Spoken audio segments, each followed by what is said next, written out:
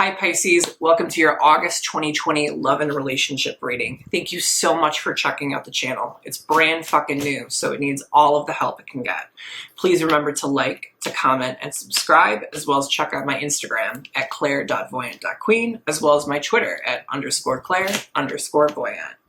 Please remember these messages are general, so they may or may not resonate, but you can always check out your sun, your moon, your rising, as well as your Venus for more messages and more content. Thank you so much, and I'll see you soon. Hi Pisces, welcome to your August 2020 tarot reading. Thank you so much for tuning into my channel. It's brand new. I'm very excited to premiere it for you guys. I'm very excited to read for you. Please remember that these messages are general, so they may or may not resonate with you. And if they do resonate, if they don't resonate, however you feel, make sure to check out your sun, your moon, and your rising, and check out your Venus if you're feeling so inclined. So we are going to start off by drawing one of these love and relationship connection cards. Then we're going to draw some oracle cards, and then we're going to draw some traditional tarot cards. But let's get to work. Let's see here. Tell me what I need to know for Pisces for August of 2020. Tell me what I need to know for Pisces. Ooh, I have a feeling these want to talk. Tell me what I need to know for Pisces for August of 2020. Pisces. Pisces. August 2020. Okay. Pisces for August of 2020. Pisces for August of 2020. Pisces. August 2020. Pisces. August 2020. Maybe they don't want to talk today. Pisces. August 2020. Pisces. August 2020.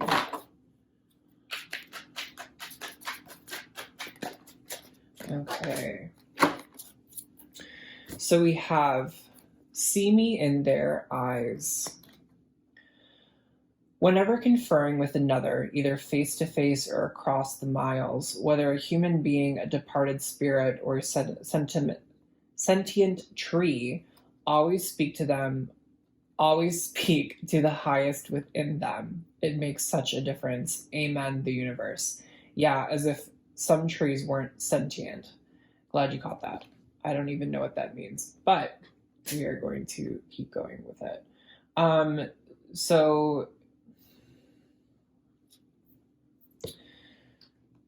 in the past, sometimes this has been a card for me about seeing someone new as someone else from a past relationship, almost like you're seeing a past relationship within a new person from a present relationship. However, this is not fully resonating with me with this card right now. What is resonating is seeing the universe within the person, seeing the larger collective within the individual. So essentially, part of me feels like you're looking down on someone, or you're upset with someone, or you're frustrated with someone, and it kind of feels like the universe really wants you to like broaden your horizons and see the larger picture within the person. Like they want you to see, I keep hearing that they're trying or something like that. But let's keep drawing some more cards and we'll kind of come back to this. It might come through again. But let's go to the Animal Spirit deck. Tell me about Pisces. Tell me about Pisces for August. Pisces for August of 2020. Tell me about Pisces. Pisces, Pisces, Pisces, Pisces. Ooh, tell me about Pisces for August of 2020. Tell me about Pisces for August of 2020. Tell me about Pisces for August of 2020. Okay. So, you, Pisces, are the earthworm. In your partner sector, we have the moth. In your emotional sector, we have the snake. And then in your physical sector, we have the beaver. Okay, let's kind of adjust this. Put these away. So the earthworm. The earthworm is, you have let's see really quick here. We have earth, we got air, we got water here. But essentially the earthworm is one of the first cards of the earth deck in the spirit animal deck. And essentially the earthworm represents someone who's just beginning, like a novice who's just learning. And essentially it's a very, very, very small creature that essentially like digests the dirt and digests experiences. And what's really interesting about the earthworm is that though it's not necessarily that you don't know a lot, or that like you have a lack of information or a lack of knowledge on something, it's more so that like you're learning something new, or there's something new about this connection, something new about this situation. And what my eyes really being drawn to this kind of like colorful rainbow here too. And so it kind of feels like you have some sort of like, like spiritual knowledge, or some sort of like really exciting like talent or ability that comes with being almost like a novice or being a beginner, which is really interesting to me. So that's kind of that here. Honestly, I'm trying to figure out the connection between some of these cards right now, and I'm not quite sure, but I think they're going to really kind of appear in a minute here. In your partner sector, we have the moth. What was really interesting is when I was pulling these, they kind of both, in a way, they feel like insects, right?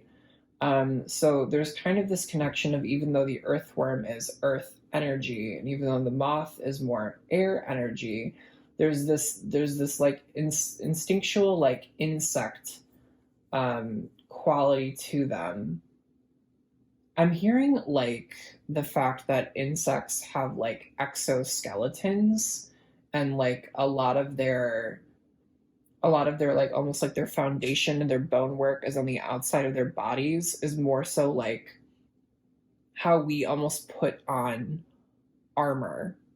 And it's the sense to like guard ourselves, or like protect ourselves, or protect what we love, or protect who we are. I feel like that's kind of coming through. There's some sort of aspect of like protecting yourself or protecting others. It's probably more so protecting yourself is kind of what it feels like. And you might be protecting yourself because this earthworm is a very like, a novice beginner energy. If like you don't have a lot of knowledge on a subject or on a situation, like you might go in a little bit hesitant, a little bit cautious, a little bit wary. But at the same time, there's an element to this card that's really suggesting that you have like a special gift when it comes to this new situation for you. Like something about the situation that a beginner typically wouldn't know, or something like that. But going back to the moth energy, moths are attracted to light, right? This moth essentially is like shooting out of the night and like really following this light, and it's really attracted to bright and shiny things. It's really attracted to like the glitz and the glamour of like things that it likes, things that it's addicted to, like things that it just is like drawn to naturally. But what's like a little bit like disconcerting though is that like the moth energy is kind of an energy of like not being focused, of not being like aware, you know? It's an energy of really not like paying attention to your surroundings, paying attention to what's on the board. It's really an energy of like honing in on something that you're really addicted to or really attracted to, and not necessarily paying attention to what's around you. And you really like don't necessarily know why. It's more so that it's just like in your nature, it's in your blood. Um, okay, so this is kind of starting to come through to me. It kind of feels like I'm getting the impression that someone is like, you are someone's light, or you are someone's like, someone is attracted to you, someone is addicted to you, someone who keeps flocking to you. It feels kind of like pestering, almost like it's like boop, boop, boop, boop, boop, boop, boop, boop, boop. Like they just keep popping up and they keep showing up and they keep communicating with you and they keep interacting with you, and it feels very much like they just want to be with you, they want to surround you. And this could be a very new experience for you. Like you're not typically like, this is not typical for you. Like you aren't used to being like the center of attention, or you aren't used to allowing other people to kind of flock to you. So it kind of feels very much like this is like new for you, um, which is really interesting. And I think you're also, we kind of talked about this concept of exoskeletons and almost like being on defense. And it kind of, it's almost like you, I'm, I'm kind of getting the impression that it's like, I like the attention, like I like it. But at the same time, it's also like, you're like, you realize that this individual is almost like is very like scatterbrained, is very like unfocused, like is very much like there's so much going on and there's like no like stability and security, and you're kind of aware of that, and so you kind of have like a defense shield up. You're like, you're like, this person's like coming at you, but you're like, you think it's kind of cute, but at the same time, like you don't want to get like romantically attracted to or like romantically addicted to this person, because they seem a little bit like unstable, but not necessarily unstable in a bad way. It's more so that they're just like, they just like love to be around you, they just love your energy, which is so great. That's so funny to see. And I think like the universe is kind of asking you, like, even though that you are on kind of defense, the universe is kind of asking you to like, I feel like the universe is almost like asking you to embrace this like childlike wonderment, right? It feels almost like it's like you're like a little bit hesitant, a little bit uneasy about it, but like the universe is like asking you to like, see me in their eyes. Whenever conferring with another, either face to face or across the miles, whether a human being, departed spirit, or sentient tree, always speak to the highest within them. It makes such a difference. I feel like by you also speaking to the highest within them, in a sense, you are kind of grounding them, or you are kind of helping them to focus.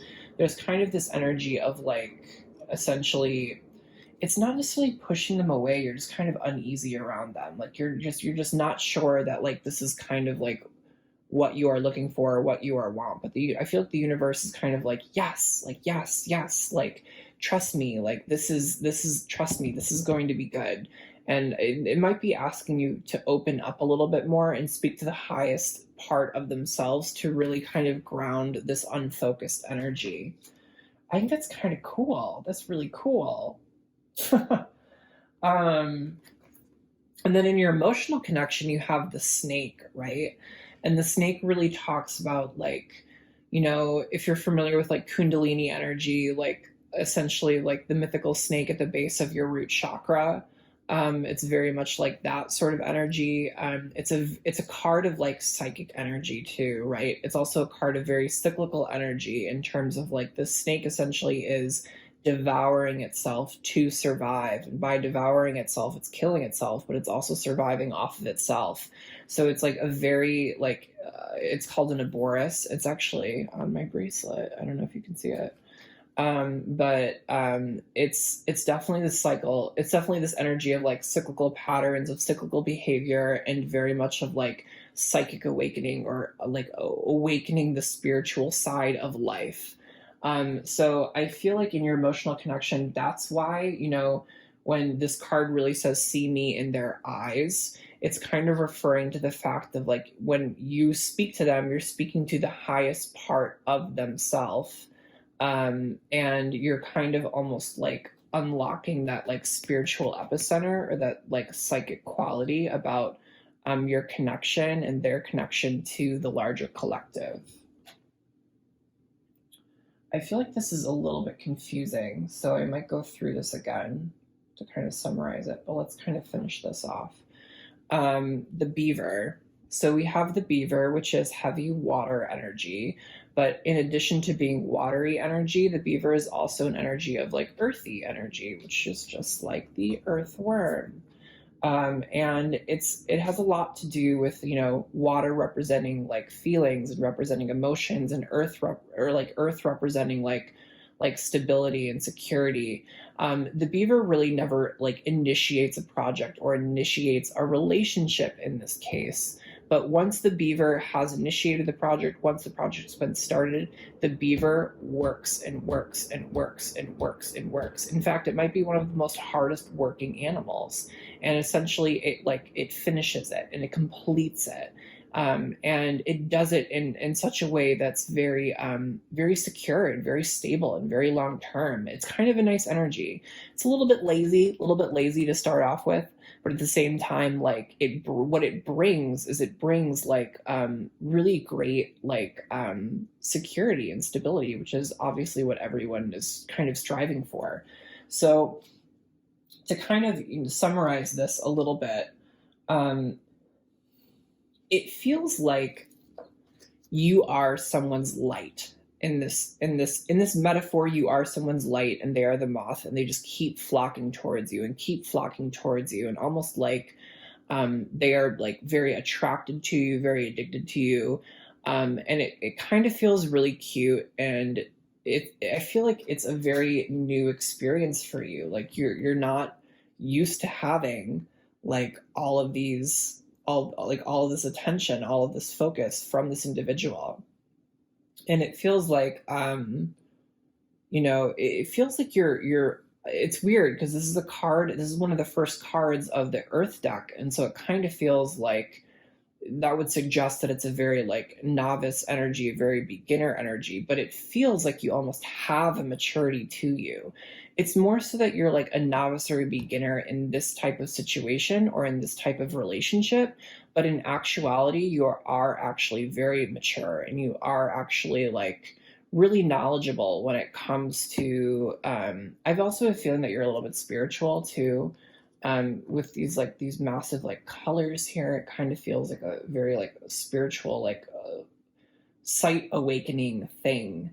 And it kind of feels like it's not like you're annoyed with this person. It kind of feels just like you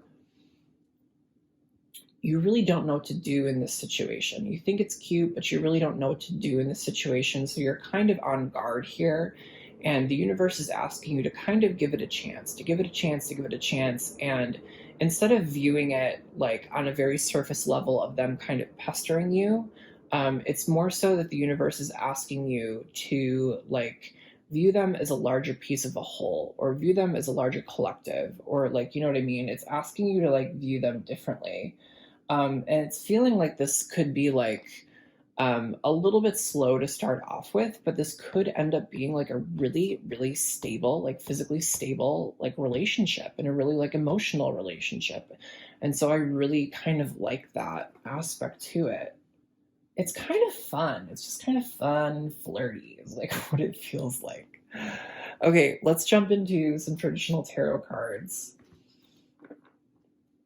Okay.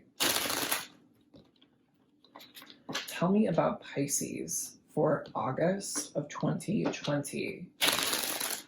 Tell me about Pisces for August of 2020.